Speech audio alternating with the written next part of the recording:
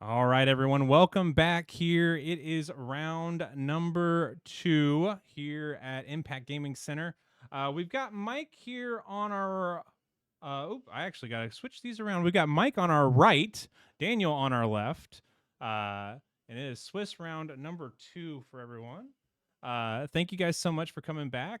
And Corey, you got any updates for us? Anything that you saw interesting out in the field? Anything you want to see going on out here on the stream in the next couple of rounds? Yeah, there's a guard town player out there, so he's 1-0. I was hopeful that he was going to be on the stream, but not this round. So maybe if he wins again next round, we can see him. There's some Terrorbox, there's Gardevoir, there's a lot of interesting things out there. Charizard, like I mentioned in round one. So we'll see. There's a few Raging Bolts actually out there in the field also.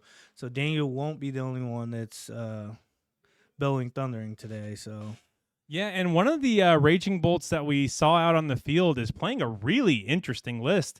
4 Pokemon catchers, an unfair stamp. There's all kinds of interesting stuff in that list. I don't know who the person is. They were playing against Kevin in round number 1. And it was such a cool deck list, and I know Kevin was a little upset because he's playing tanky Kangaskhan and he doesn't really want to see anything like that. yeah. But yeah, there's a lot of cool decks out here in the field today, and I'm kind of interested to see if we get some of them up on stream. There's also another. There's a few Tinky Cons out there also. So Kevin isn't the only one that's using the ice cream cones today. No Crustal. So Yeah, unfortunately, our main Crustal player Scott is at home today. There's not going to be too many people out here and having to worry about Mysterious In or whatever the ability on Crustal is. But I'll tell you what, this is going to be an interesting matchup that we got on the tabletop. Alakazam versus Raging Bolt. This is a matchup that Alakazam loves to see as long as it can get set up and deal with the aggressiveness of Raging Bolt. yeah, because those two projects really don't stand a chance as long as Mike can develop a few cards in his hand. I mean, he can do whatever he wants. But like we said, the Alakazam is not very, very consistent. So like sometimes it does have a problem with setting up, and with it facing a deck like this Raging Ball is just extremely fast. It just pretty much does whatever it wants. I mean, as you can see, Daniel's starting off with the Mew in the active, fan road time to grab a few of those hoo-hoos and some Noctiles, or Ditto, whatever he chooses to grab, and he'll still be able to retreat into this fan road time next turn or this turn to leave it active. I mean, Mike won't be doing anything this turn anyway, so it doesn't really matter. I mean, as you can see, he went Ditto into the Baby Ball to get established. So he's probably going to try an early strategy of like hitting some of those Abras that are on the bench that Mike is going to try set up also. Yeah, and Daniel, like we've said in the past too on this stream, he's been playing Raging Bolt, I think, for close to a year now. He's been playing Raging Bolt a really, really long time.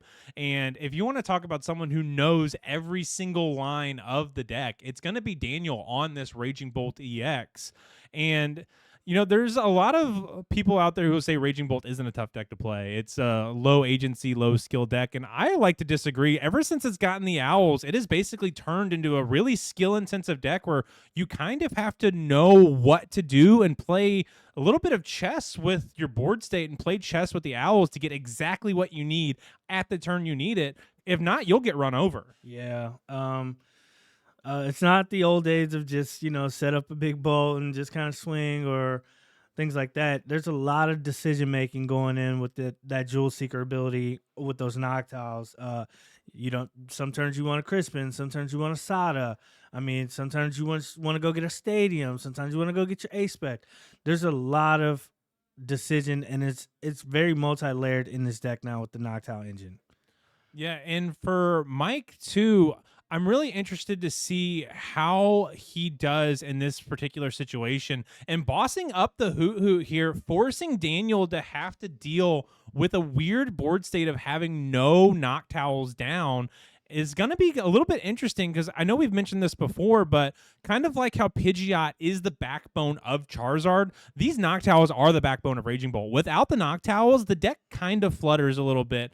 And we can see that Daniel's hand isn't the strongest without that Noctowl. He does have Crispin, so he's able to launch off a Thunderclap Spark, I believe is the attack name, off of this baby Raging Bolt. So he can go after whatever Pokemon you want, but with Mike's board state, I mean, if you go after Abra, he's got an Abra for next turn. If you go after Dunsparce, he's got Dunsparces for next turn. Mike kind of has everything he wants. The only thing he's kind of missing is Alakazams. And with this deck, it draws 1,000 cards. You can't rely on Mike missing Alakazam. Yeah, and he has multiple Dunsparce set up.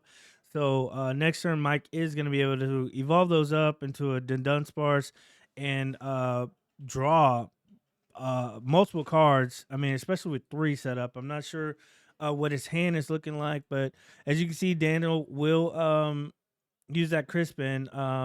Looks like he's just going to attach 1 to the Baby Bolt and snipe a Abra off the bench, and that'll end his turn. I'm assuming Daniel maybe kind of regretting going to get the Ditto turn 1, because if he would have just possibly grabbed like 2 Noctowls and 2 Hoo-Hoots and a Noctowl, and just, I mean, he still had the Fan Rotom to swing, and then a deck like Mike's deck with the Alakazam is going to play multiple Battle Cage. So, I mean, there's always going to be a stadium in play. And with Daniel playing possibly 3 stadiums, I haven't looked over the deck list yet, but yeah, it looks like actually he's just playing the.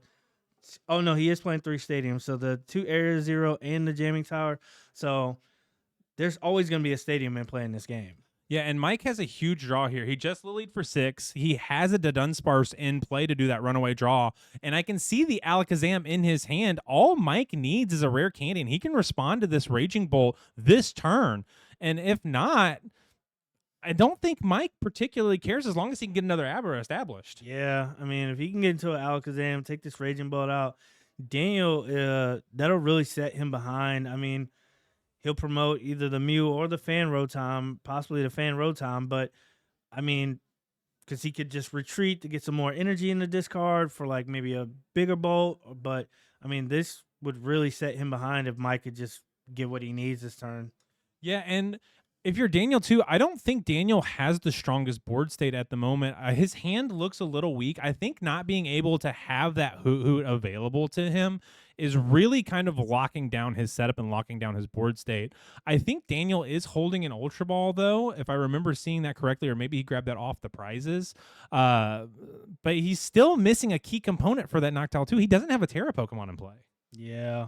And, it's situations like these where, like, you see Mike go up into this Kadabra, but, like, if he were to slam Rare Candy Alakazam, go into something like that, if Daniel's hand is not the strongest, I know he's not behind that much, but I mean, these games are all about time also. So like, if he's that far behind possibly, or he feels the Alakazam is too much of a threat, he might pack it up and go to a game 2 just to save some time. I mean, he's already fighting an uphill battle with this Alakazam. Yeah, and this is one of those matchups too where Mike can give up multiple prize cards and not really worry about it. He trades so effectively into Daniel's 2 prizers, and with Daniel starting the Mew, there's basically a free 2 prizes on board. I don't think Daniel is playing a Turo today. He might be. He does play 1 Turo, so he can pick up that 2 prizer in the mid to late game.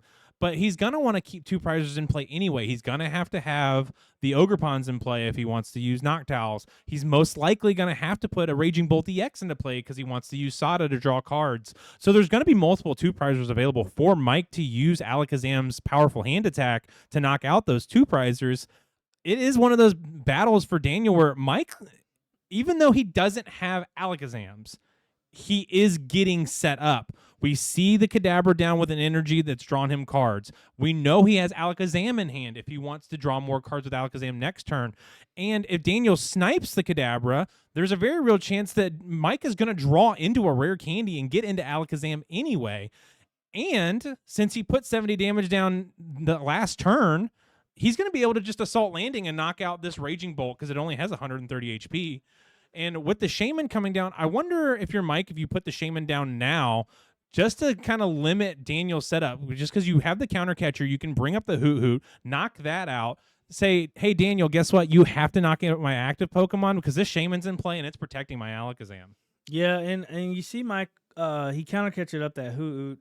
Um, I mean, Daniel doesn't have any Terra Pokemon in play, so it's like it's not really like he could really go into a Noctowl at the moment. And you saw him discard like the Raging Bull, so he doesn't really have that strong of a hand.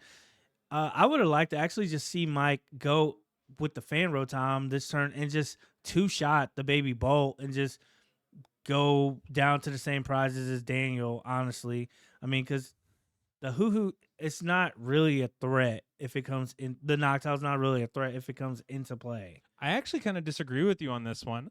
I like going after the Hoot Hoot here. You don't see the Teal Mask Ogerpon come in play. With the Shaman in play, it forces Daniel to go after the active slot, so he's going to go after Fan Rotom and take a knockout. It's leaving your Abras and your Kadabras and your Alakazams alone for the turn. You're forcing Daniel to have a boss's orders to bring something relevant to the active slot because Daniel doesn't want to knock out this Fan Rotom. And for Mike, you're also saying, cool, I'm knocking out your Hoot Hoot. You still have a two-prizer in play that I can go after later. And I don't really care if you leave Raging Bolt. You'll go down to 3. I'll gladly knock out your Raging Bolt and go down to 3 and match you. You have the two prizers. I don't. So it's basically saying to Daniel, cool, you still don't have Hoot Hoot. You still don't have Noctowl. I will gladly take you drawing slow and playing slow while I just establish my board and establish KOs that I want to actually take instead of making me take out a random Raging Bolt that I can always take out later. Yeah. And I mean, it seems like Mike agrees with you. I mean, he went after the Hoot Hoot. I mean, like you said, the Shaman is down, so the Raging Bolt does just have to swing into the active. I mean, it already has 70 damage on it also, so it's threatening to be knocked out at any moment now. Because I can't see Daniel leaving that Mew in the active. I mean, the Mew's not safe as long as Mike is. I mean, as long as he can get an Alakazam up and be able to push that Mew into the active. I mean, the Mew doesn't have that much HP. It's only at 180. That's not a lot of cards for Mike to have in hand. I mean, with a deck that draws as many cards as Alakazam, with the Dunsparce, with the Enriching, with the Alakazams, the Kadabras. I mean, Mike is drawing as many cards as he wants a turn, pretty much. Yeah, and what I would really like to see here too is if Daniel knocks out the Fan Rotom, I would like Mike to be able to go Rare Candy Abra into Alakazam and evolve the benched Abra into Kadabra. That would I would love to see. We see an Assault Landing come from Daniel basically saying, okay, well, if I have to knock out the active anyway, I would much rather you knock out my Fan Rotom that has 1 energy instead of the Raging Bolt with 3, just in case I need to use Raging Bolt EX's Bellowing Thunder attack. I'd rather have more energy in play than just have the 1 on the Fan Rotom. Yeah, and Mike also plays quite a bit of Gust in this deck. It looks like he's playing 3 boss and 1 counter catcher, which we already saw him use. So if he can get into another boss's turn, I would actually now start just targeting the Hoo-Hoos because obviously Daniel is trying to make that a priority to get his game going. So, but I mean, if you targeting the Hoo-Hoots, I mean, Daniel's just going to keep pushing his Fan Rotom and taking the little knockouts on maybe like the Abras or the Dunsparce or things like that because, I mean, he can only swing into the active because the Baby Bolt Mike has made irrelevant into his matchup on sniping the bench at least. But if you're Mike, you're okay with Daniel constantly taking 1 prize knockouts because Daniel has a 2 prizer in play. The second that Daniel goes down to 1 prize, you'll be at 2. You just boss the Mew and knock out the Mew, and then you win the game. So you're very much okay with trading 1 for 1 until you get down to 2 prize cards. We've seen that in the past with other decks that would love to just go with all 1 prize attackers. Like specifically, if you had like a Dino's Mirror back in the day, it was really just punch 1 prizers until someone benched Fez and you chase the Fez. That's pretty much how that mirror match worked. And sometimes you'd have to bench the Fez because you're not keeping up with that 1 prize trade. And we see here.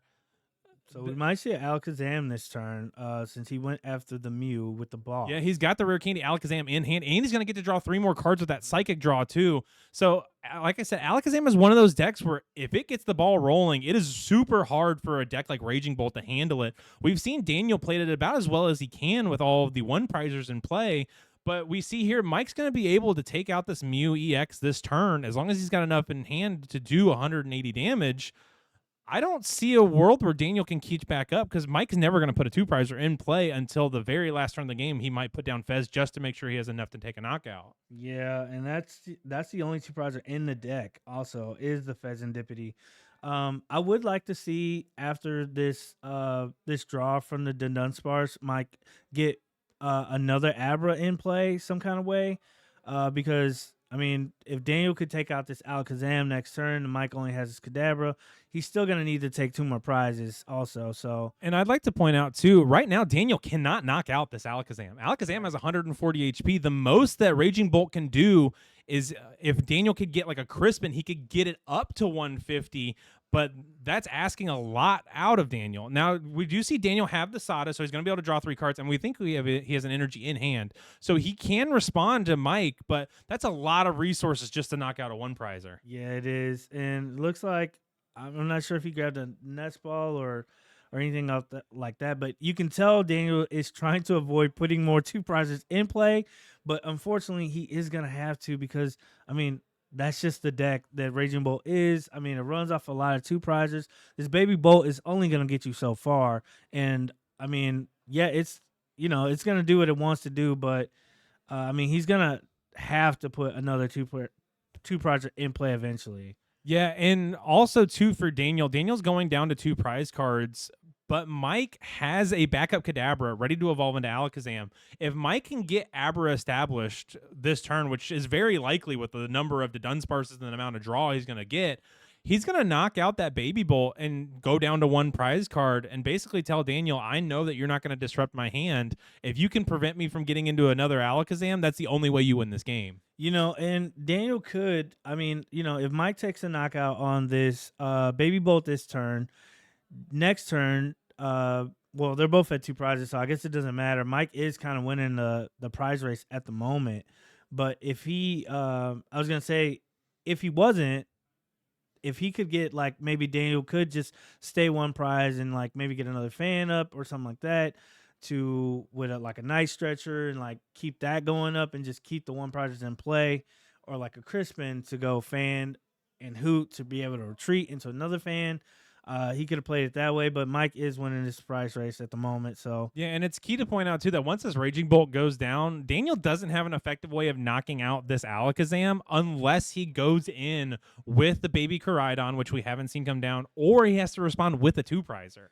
And even if you put the Baby Koraidon in play, Mike only needs 1 prize left, and it's weak to Psychic. So I don't think you even want to put the Baby Koraidon in play. You have to respond with a Raging Bolt because you have to respond with the biggest HP Pokemon that you have. And we actually see Daniel scoop it up to go ahead and go to game number 2. Yeah. And if you're Daniel, I think you saw the writing on the wall there. There's no way that Alakazam can lose that matchup from that board state. Yeah, the only way he could have maybe prevented a knockout in the last turn would have been like if he was playing maybe like a Judge or an Iono to put Mike down to a low, like a one card in hand.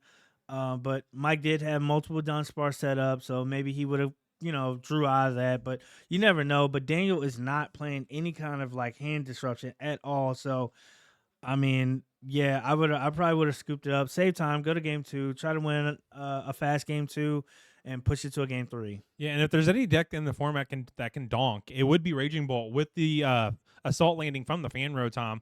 None of Mike's Pokemon have that much HP, so if you can get Mike kind of slipping, if you make him go first and not get Buddy Buddy Poffin down, there's a chance that you can sneak out a quick game 2 and force a game 3 out of a hard matchup for you. And if you can draw a tie out of this matchup, you're ecstatic as Daniel, because being 1-0-1 versus 1-1 is a so much better place to be, especially when we're talking about you just need to go 3-0-2 to get into Top Cut. Right. Trying to get in the Top Cut is, I mean, in an event like this with multiple players, multiple good players also, trying to get that 4-1 or 3-1-1, 3-0-2, it could be tough. And then especially you hit an opponent like Mike, who's on this Alakazam, who, just like Daniel, who's been playing Raging Bolt, Mike has been perfecting this Alakazam deck for a while now. So, I mean, he knows all his lines also. So he's not just, gonna lay down while Daniel just does his thing. He's gonna be really aggressive in his approach with this Alakazam also.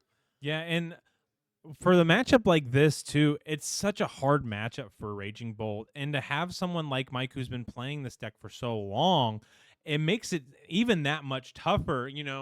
There's a lot of times if you're playing a deck like Raging Bolt or an aggro deck, you can kind of cheat win percentages just by having aggressive starts and being able to quickly deal with your opponent, or maybe an opponent playing a deck like Alakazam. Maybe they're not as versed in the deck because they're a newer player, because it's a really easy deck to pilot in terms of like the decisions aren't high agency like a Gardevoir or like an Zoroark.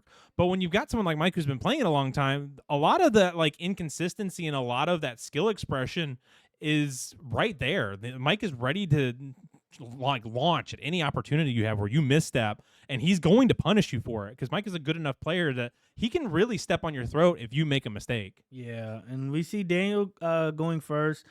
He plays that nest ball. He's probably going to go into a fan rotom.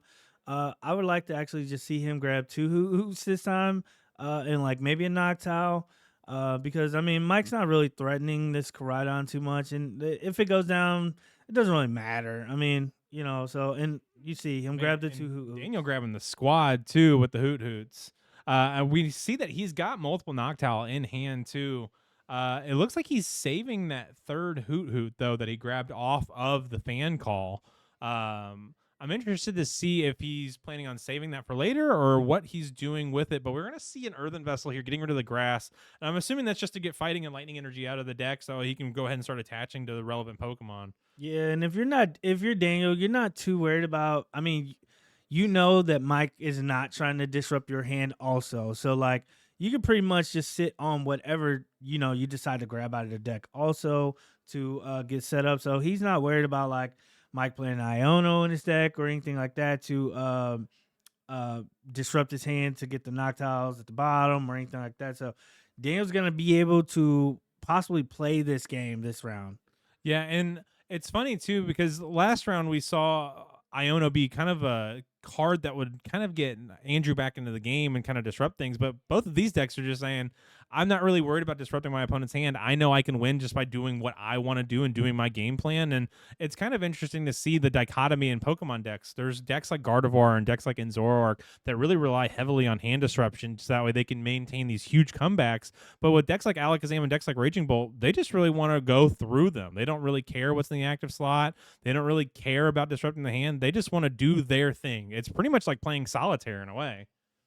Yeah, you see Mike play that buddy buddy popping. He went and grabbed an Abra and a fan Rotom. So he's trying to get set up, get multiple Dunsparce into play.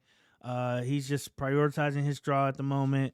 And Mike, I think, also has the enriching in hand, if I saw it correctly. Oh yeah, so he's gonna draw a ton of cards this turn too. Yeah, I would really like to see another Abra come down if he can help it. It might have been the enriching Agree. energy was on the mulligan, if I saw that correctly. Okay, and I think he probably agrees with you also. I mean, because he did grab three Dunsparce, so he only put two into play. So I would assume he probably wants to get another Abra also into play, and he doesn't want to bench lock himself either at the moment. He's got multiple to done in hand too. I don't know if Daniel has a way to get into Ogerpon. Oh, he has an Ultra Ball in hand, so we're gonna be able to see the Teal Mask Ogerpon come down. We've got multiple Noctowls. Daniel can really punish Mike's setup here. And if you're Mike, you're okay. You can give up a prize card. You can give up your Abra, but you really need to get two Abra established next turn. So that way, if Daniel aggressively goes after your Abras, you can at least launch a counter attack. Yeah, and Daniel's not playing like anything spicy in his Raging Ball. Like some of the lists nowadays are running like the Water Ogerpon, the Wellspring to do that early sniping on the little guys like Mike has, like the Abra and the Dunsparce on the bench, or the 70 HP Pokemon to just set up. But no, he's just keeping it just regular. Besides the Koraidon, that's really like the only out of place card. I mean, he is playing a Cornerstone, but that's not really going to help him in this matchup either. Yeah, and I'm kind of curious about the Cornerstone inclusion in the list. I don't know what Cornerstone's really helping with now that like things like Goldingo are playing the Mawile to get through Cornerstone. Cornerstone's a really known quantity, and a lot of people are packing counters to the Cornerstone. You almost wonder if you could have used that spot for something more impactful. Yeah. I mean, maybe he just, maybe it could buy you a turn in some of his rounds. He doesn't know what the field is looking like. So, I mean, maybe in like a Charizard round or something like that, maybe it could come a little more impactful. I haven't really seen too much Go Dingo out there, but I do know Go Dingo is being played. So, Yeah.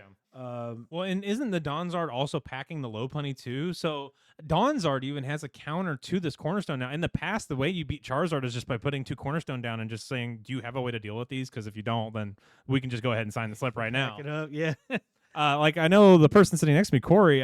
You paired into a control deck in Louisville and playing Charizard, and that person put down multiple Iron Thorns and multiple Cornerstone, which was, I think, the hardest counter to a Charizard deck I've ever seen in my entire life. Yeah, and he pretty much just set his cards down and looked at me and said, "Hey, I'm gonna do what I want to do. Can you stop it?" And That was the I quickest could lunch not. break I think I you've think ever so had, too. honestly. I think that whole round was maybe 10 minutes, and that was more so of us just talking about what was the cards that's in his deck because I couldn't beat it. So Yep, I've definitely been there for the same tournament. I was playing Terapagos, which played all of 4 energy, played 3 double turbos and 1 jet energy, and I paired into an Iron Thorns playing 3 enhanced hammer. So I pretty much said, "All right, cool, GG's. I'll see you next round." And he's like, "You don't want to play game two?" I was like, "Nah, bro, I'm good." and you see Mike play this battle cage, bumping this area 0. Daniel deciding what Pokemon he wants to drop, and he's gonna choose the Latias. I mean, yeah, I guess. I guess he still wants to play the one prize board also later, so maybe that's why he's prioritizing the Koraidon, and getting more two prizes out of play. It's probably a smart move, honestly. Yeah, I mean, if you're Daniel, you want to try to force the one prizes as long as possible. You want to trade one for one with Mike is literally as long as you can. Unfortunately for Daniel, he doesn't have a way to hand disrupt because I think one way that you can win this game is you go one prizes for as long as possible, hand disrupt Mike down to a low hand size, and then use your big Pokemon and say, "All right, cool. You have a way to knock out my two prizer. Can you draw enough cards to do that? I don't know if you can." Right. And yeah, like if I'm Daniel, like if you can play the fan road time game kind of long, like a longer game, just like some players in the Godingo mirror play the game of chicken with like just the Soul Rock and Lunatone. Like, hey, I'm just gonna keep swinging these guys until the prizes are in my favor, and then I will evolve up into a Godingo. I would like to see Daniel kind of play that with the fan road time, and just hey, he's playing 3 night stretchers, so I mean just get some of these one prizes back and just keep swinging into them, and like maybe prime catcher or boss up some of these guys that's on the bench, or like maybe later getting the baby bolt. But I mean, he does know Mike plays the shaman, so maybe that's not a great game plan, but I mean it could buy him some turns and keep the matchups, the prizes in his favor I also. do love this response from Mike too, because I believe Mike has a psychic energy in hand, and he's going to be able to assault landing the fan on top and take a knockout. So if you're Daniel, yeah, you go up one prize, but Mike's sitting here matching you one for one. That's one thing that this Alakazam deck loves to do is it's okay with trading one for one. It will gladly do it because he knows you have two prizers in play. Now, if Mike was paired up against something like United Wings or something like a Dinos, maybe you would start considering packing it up, but in a matchup like this, being down by one prize and going trading one for one, who cares? Let's do it. Put your two prizes in play. I'll gladly go after those. Yeah, and you see Daniel does have a nice stretcher in hand. Um, if I'm him, I honestly I would probably just grab the fan road time again. It looks like he has a Noctowl. Like I would probably just maybe try to get a vessel and go teal mass, attach, retreat, stretcher, fan, and just play the fan game along with Mike and just keep the prizes as low as possible until make him deal with the two prizes later. And you see he is going to grab a vessel, so maybe he is on that same train of thought. I'm not sure he's going to nest ball for something at the moment. I'm surprised that Daniel's not going in with the baby bolt and going after the Abras, just because Mike can't deal with that with Fan Rotom. It gives Daniel a tanky Pokemon to use in the active slot, and it also unlocks baby Koraidon next turn too. But I think Daniel's just going to go in with the Fan Rotom and is just happily trading one for one with fans. Smart We've play. seen that in the past too with like things like Terrabox.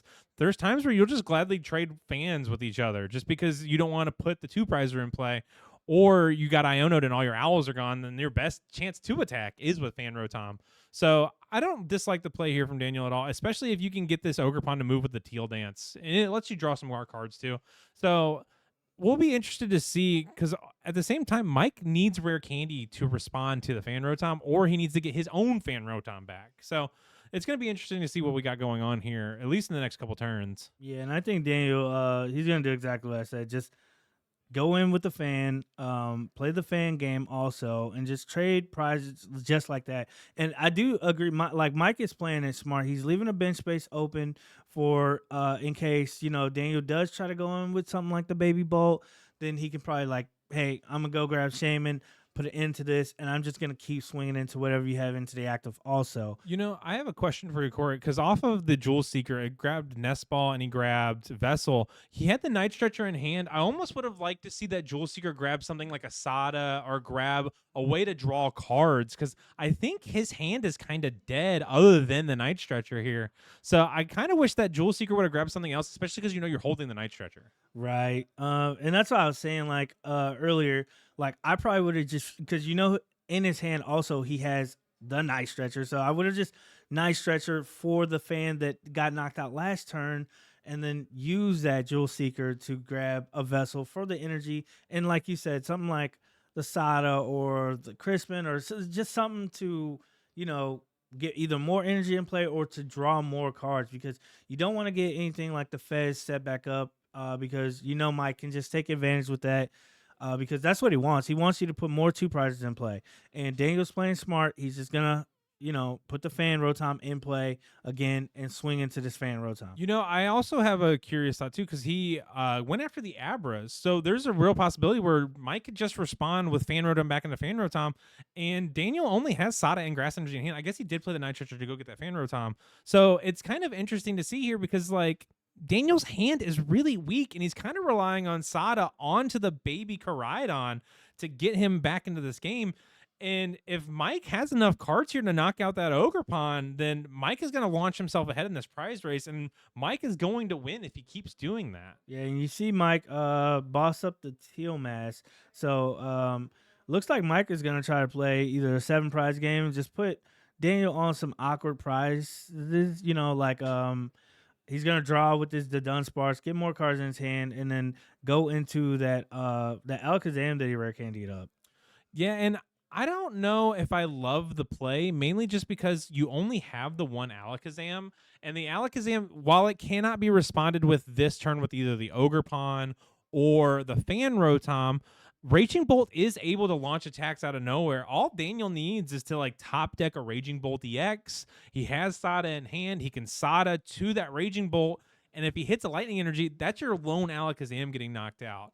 I will say though, without Ogerpon in play, it does make it a lot more difficult for Daniel to chain attackers because he needs that Jewel Seeker ability. So I don't dislike the play. I just almost wish it would have been more higher value just to go 1-for-1 into the Fan Rotom with your own Fan Rotom. Yeah, I agree. And we'll see what Daniel promotes. Might just take a knock on that Teal Mass. I would like to see just push up the fan. Yeah, why not? I mean, if you need to retreat, it also already has an energy on it, and you can still swing because the battle cage is still out. So you can always just assault landing or something. If he can find another boss or something like that, then he could take out that other Abra that's on the bench. I will say Daniel's hand is extremely poor at the moment. He only has Sada, and the only valid target he has is that baby Koraidon. And the Koraidon, since the ancient Pokemon didn't attack last turn, the Koraidon's only doing 30 damage. And when you pair into the fact that Alakazam has a resistance to fighting, it's only doing 0 damage into that Alakazam at the moment. He does have an Ultra Ball, so at this point, doesn't matter if you put more 2 prizes in play. Like you could just go get the Fez for some draw also. So the only problem with putting the Fez into play is you're gonna have to Ultra Ball away the Sada and your Grass Energy, and I can see why Daniel wants the Sada here to the Koraidon just to draw some cards. And we see him hit the Crispin for next turn, but he doesn't really have much else. You can Ultra Ball here.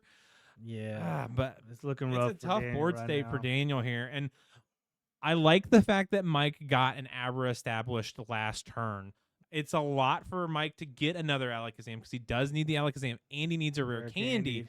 But if Daniel doesn't respond to this Alakazam, it just throws Mike so far into the driver's seat. I don't know how Daniel can respond. Yeah, because if he doesn't get a knockout on this Alakazam, I mean, why not just if you're Mike go into a Kadabra, draw a few extra cards, and then next turn go into Alakazam. Like you're not in any rush if he doesn't take a knockout this turn.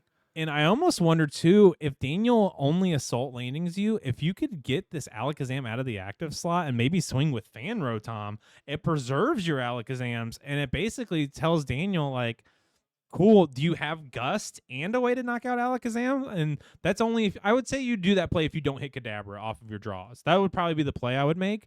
But if you're Mike, you're so far ahead, it doesn't really matter. Yeah, it doesn't really matter. And I'm not sure how big Mike's hand is, but I mean, we haven't I mean, he still has so much draw in this deck. I mean, he still has lilies and things like that to just get such a his hand's pretty big at the moment, so he's chilling. He's pretty much in the driver's seat of this game.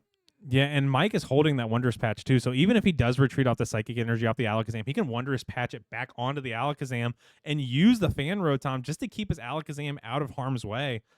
Yeah, if you're Mike, I think that you're pretty happy with where you're at. And we just see Mike go to 2-0 with Daniel scooping it up. Yeah, Daniel saw it. Yeah, and I think the writing is just kind of on the wall there for Daniel too. And, it's one of those matchups where Alakazam, if it sets up, it will just run away with the game, especially against a deck that like Raging Bolt that puts so many two prizers into play.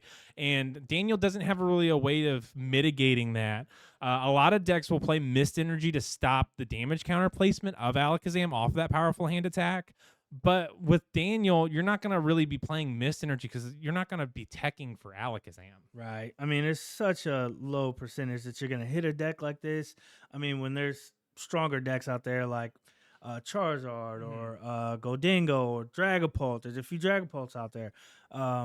What's the other big one? Gardevoir. Yeah, like Gardevoir's a huge one. you're worried about more decks like that versus something like Alakazam where there might only be like one or two people in the room playing it. So. And if you're Mike, you play Alakazam because you want to take advantage of all these decks that aren't preparing for you. Goldango has no idea what to do against an Alakazam. Right. Raging Bolt has no idea what to do against an Alakazam. If Ceruledge is still in format, it has no idea what to do with Alakazam. Even decks like Absolbox, Mega Box, they play a couple Mists, but I believe Mike is equipped with a couple E-Hammers. So even if they do play Enhanced Hammers, so even if they play Mist Energy, Mike was like, cool, I'll just E-Hammer it away and then I'll Powerful Hand and I've just knocked out your 3-prizer with a 1-prizer. Exactly. So we've seen Alakazam be kind of one of those like nice in-between kind of like rogue decks. It doesn't handle Gardevoir well, and I don't think it handles Dragapult very well. But with no Gardevoir in the room and very limited Dragapult, you could very well see Mike make Top Cut fairly easily. He just has to win one more round, and he could double ID, and we'll see him in Top Cut. Yeah.